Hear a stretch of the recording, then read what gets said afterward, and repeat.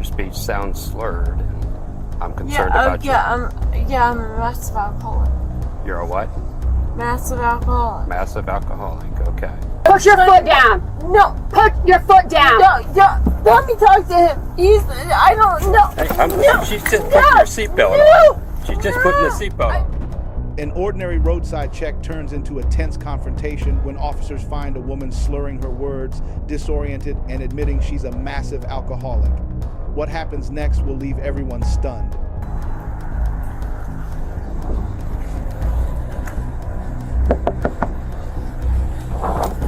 Hi there. I'm Officer Snyder. I'm with the Westerville Police. Just checking up on you. Are you alright? Yeah, I'm just taking. I don't have anywhere to live, so I'm just taking a nap. Okay. Somebody said you were changing clothes out here. What? No, I've been in these clothes for 8 days. Oh, okay. So I have not been changing clothes. So you're living in your car? Yeah. Okay. You have your driver's license with you? Need to see that. 517, I make contact with her, talking to her now. Here, sir. You just find me that. Can you just tell me where my driver's license? I'm sorry, what? I don't have it. Okay, you don't look so good. You need to have a medic. Okay, is there anything medically wrong with you? No.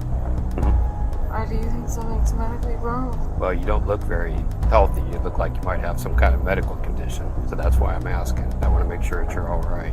Like what kind of No, I don't. Okay. Well, you're having trouble talking to me. Your speech sounds slurred, and I'm concerned about you. I'm a massive alcoholic. You're a what? Massive alcoholic. Massive alcoholic, okay. Have you been drinking today?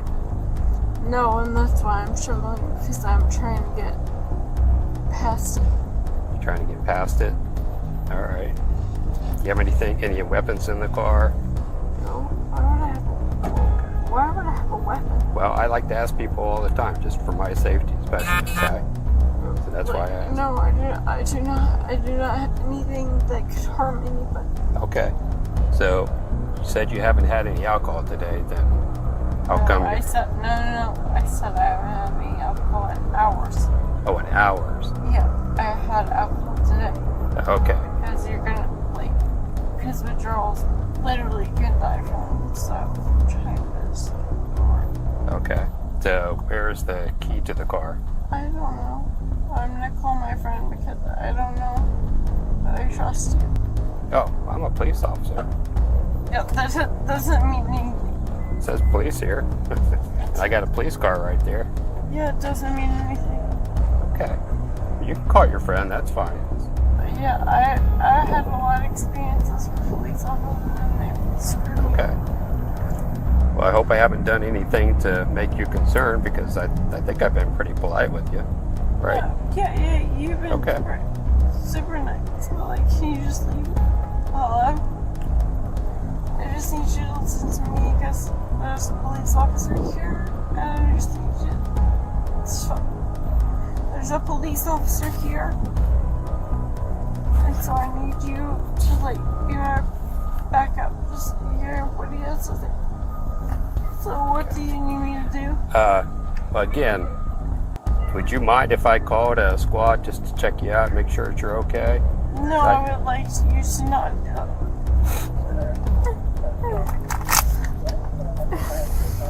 I don't want to be here anymore. I know. Is your friend coming? Can I talk to your friend? Yeah. Okay. Who is it? Hello? Hi, this is Officer Snyder with the Westerville Police. Yeah. How are you? Pretty good. Yeah, she needs to go to rehab, but she won't go. Okay. Yeah. She's been through a bunch of them, and she'll do good for a while, and then she goes back to doing what she does. Okay. Yeah, unfortunately I can't do that for her, but I am going to call a squad. They're going to come and check her to make sure that she's okay. Okay. Okay. Yeah, she's been called. Well, she was with her ex-husband, and I don't know if he just got fed up with her, threw her out or what, but I'm just like, because I thought she was going to stay there and try to get sober or whatever, but yeah, she just keeps on going back through this crap over and over. And her parents are fed up with her. They don't really help her do anything with her. Okay. Yeah, she was said. The caller said she was out of the car changing her clothes, so that's why we were checking. I want to know where I changed my clothes. Is that Okay, so I'm gonna give you back to her. Is that who I'm talking to? Huh? Is that who I'm talking to? Well, that's another officer. We're still waiting on the medics to come check you out. I Okay. don't think I'm good. Are they calling me?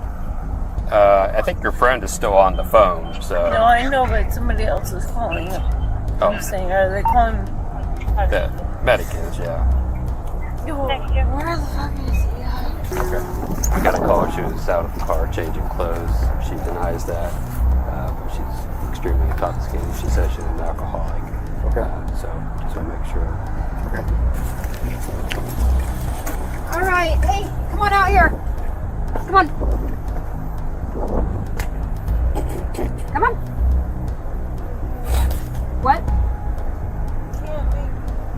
Get out of the car.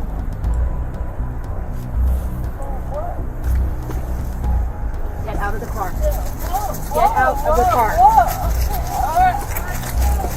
Okay.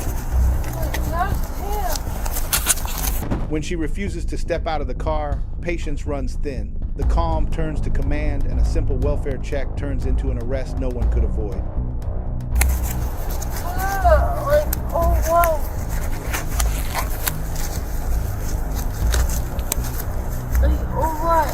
Get out of the car.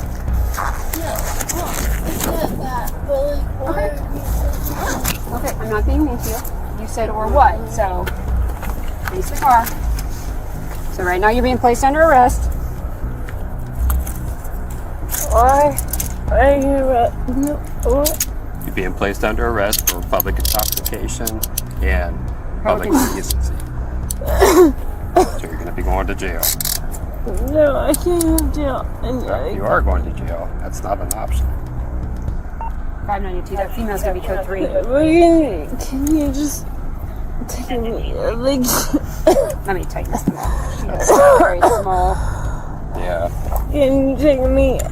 Like the phone and like do something about it. I can't even understand what you're saying. Can you take my phone and do something about it? You have anything on you that's gonna poke me, prod me, blow up? No.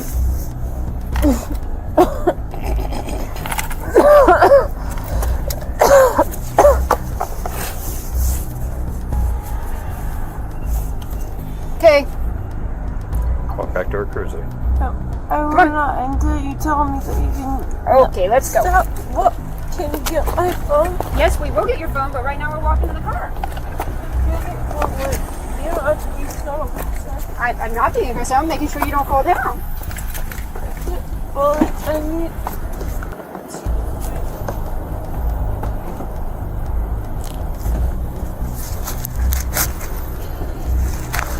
Sit in the car. Sit up. But like, it kind of hurts my right ankle. Your right ankle, then move it.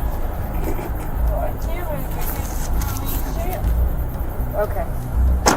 too tight. There's a finger width gap right there, What? and there's a finger width gap right No, there. there's no, what do you mean? I can put my finger in here, okay? No. Yes. This is real life. This is reality, okay? And in this one, I can put my finger in here. Well, I don't think that you know what you do. Like, it's because. Okay, well, this is on. No, I get it. That's on Bodycam, so there you go. Look, Do you see this? Like, it's. there's a finger width gap. There's a What? finger width gap. No. I'm not checking them anymore. Kick me. I wasn't trying to kick you. Put your foot down. No. Put your foot down. No, let me talk to him. I don't know. Hey, she's just putting her seatbelt on. She's just putting the seatbelt on. That's not. I don't want, like, taking that. You have to put Stop. your seatbelt on. She's been sitting here for 45 minutes while I've just been sitting here. No, stop. Quit. No. Back. No. I won't. Stop. I will not. The suspect was ultimately arrested and charged with public intoxication and public indecency. These charges carry heavy consequences ranging from fines and probation to possible jail time, along with the lasting stain of a criminal record. But beyond the courtroom penalties lies a harsher reality: strained family ties, fractured trust, and the relentless grip of addiction that continues to drag her down. For her, this arrest was more than just another charge.